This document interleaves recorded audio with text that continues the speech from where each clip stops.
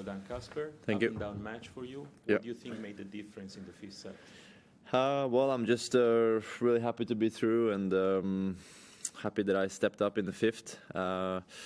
Anytime you play a five-setters or a five-setter, it will be ups and downs because you will lose 2 sets, and that's not a good feeling. But if you can win 3 of them, that's it. That's the main objective. And first match can always be tricky. It's I don't have an excuse because I've been here for 10 days. But sometimes if you're not maybe used to the conditions and so on, and of course you don't want to lose early, so you can be a little extra tight. But yeah, I'm happy I got through, and I just made more balls towards the end.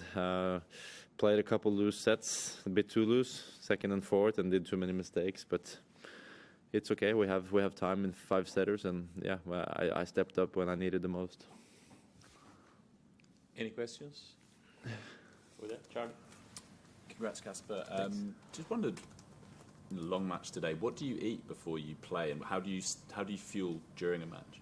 I mostly eat a quite big chunk of rice with either some sort of protein, either chicken or salmon, and maybe just as well olive oil and salt, just kind of very boring stuff, but it works. And during 5-setter, it's a little different than 3-setter because I start eating small bites a bit earlier.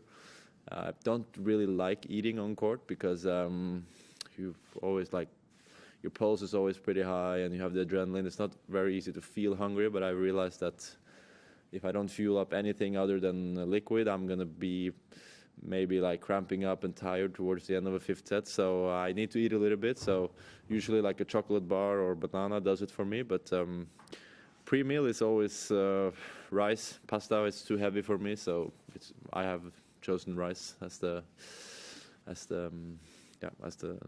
thing that works for me.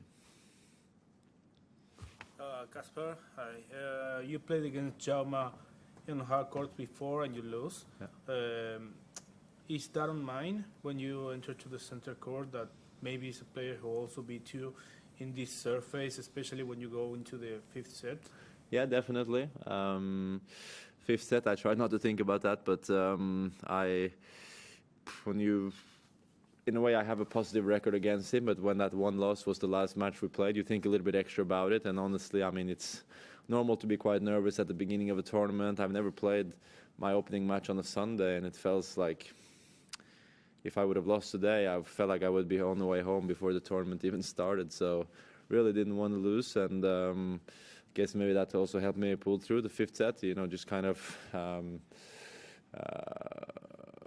in a way refusing to lose, if that's something you can say. And it wasn't necessarily pretty always, but it worked, and I got there in the end. And I played a good 5th set, and that's what I'm going to take with me for the next match. And also happy that I was able to overcome and get my revenge from last time. Casper, congratulations. Hey. It's obviously difficult to be ready as soon as January 10th for a Grand Slam tournament. What's your way to prepare the season? What did you do after the ATP finals? And maybe you can compare with the previous seasons if you changed something. Yeah, I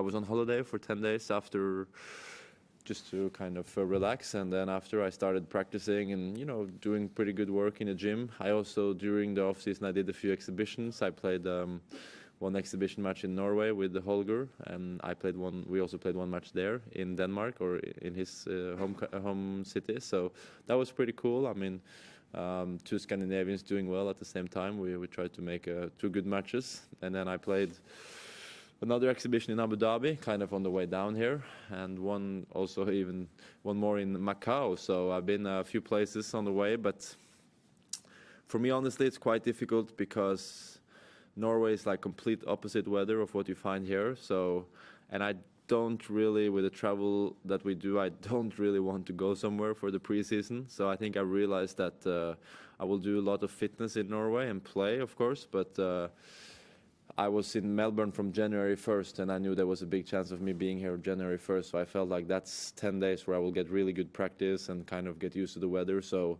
even though the season had started with United Cup, I looked at those 10 days as a kind of continuation of the preseason, and that the season really started for me today. Last two. Was there anything interesting that you did in your fitness sessions in the off season that was fresh or new that you'd never done before?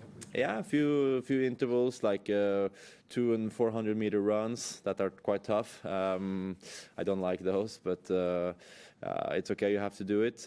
Build up your stamina, and we did so many different things. The thing is, as a tennis player, you need a lot. You need like agility, speed, but also endurance, and try to be flexible at the same time. You cannot only build muscle. You have to also try to become smooth out there. So every day we worked on something new, it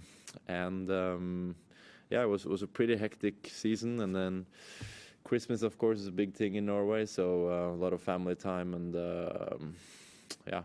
all these like Christmas dinners that you have to go on. So I think I've shaved off a few kilos from Christmas Eve.